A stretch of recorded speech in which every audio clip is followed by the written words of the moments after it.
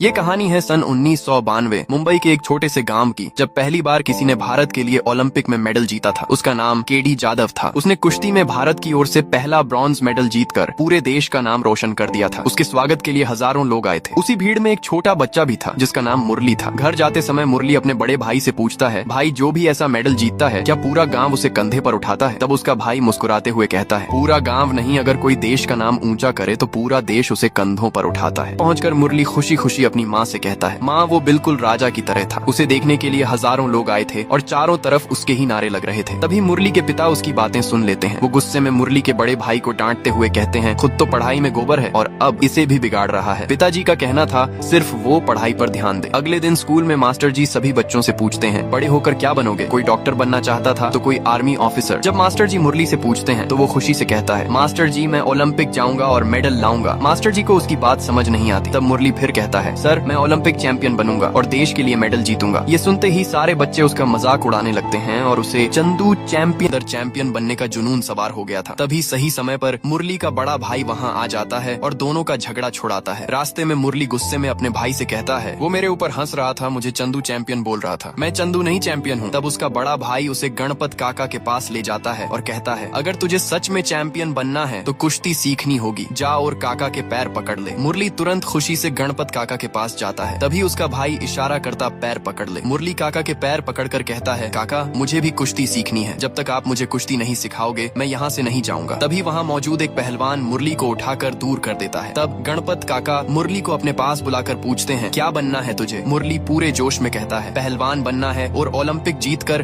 देश के लिए मेडल लाना है। ये सुनकर वहाँ मौजूद सभी लोग मुरली पर हंसने लगते हैं। सबको हंसते देख मुरली गुस्से में पत्थर उठा लेता है और सबको मारने की धमकी देने लगता है। मुरली का जज्बा देखकर गणपत काका समझ जाते हैं कि ये छोटा पैकेट बड़ा धमाका है। उसी दिन से मुरली की पहलवानी गणपत काका के यहाँ कहते ही चंदू कुश्ती की ट्रेनिंग में लग जाता है। अब चंदू पढ़ाई पर कम और कुश्ती पर ज्यादा ध्यान देने लगा था। उसका सिर्फ एक ही सपना था, चैंपियन बनकर गोल्ड मेडल जीतना। देखते ही देखते चंदू बड़ा हो जाता है, लेकिन उसकी कुश्ती आज भी नहीं छूटी थी। वो पूरी लगन से मेहनत करता रहता था। तभी एक दिन गणपत काका सभी पहलवानों से कहते हैं, कल पहली बार मेरा भांजा दंगल में कुश्ती लड़ने वाला है। मैं चाहता हूँ कि तुम में से कोई उससे झूठ मूठ की कुश्ती लड़कर हार जाए। सभी पहलवान अपनी बेइज्जती होने से बचने के लिए चंदू को गुठली से लड़ाने का फैसला करते हैं, क्योंकि गणपत काका ने अभी तक चंदू को कुश्ती का कोई दांव पेंच नहीं सिखाया था और उसने आज तक एक भी असली कुश्ती नहीं लड़ी थी। अगले ही दिन कुश्ती की प्रतियोगिता होती है, जिसे देखने के लिए हजारों लोग आए थे। सभी को बस चंदू का इंतजार था। वहीं दूसरी तरफ चंदू के पिता उसकी पिटाई कर रहे थे, क्योंकि हर बार की तरह इस बार भी चंदू परीक्षा में फेल हो गया था। इसी वजह से उसे घर से बाहर जाने से मना कर दिया जाता है। लेकिन चंदू किसी तरह अपने पिता को समझा बुझाकर आखिर दंगल में पहुंच ही जाता है। चंदू के आते ही कुछ लोग उसे चंदू चैंपियन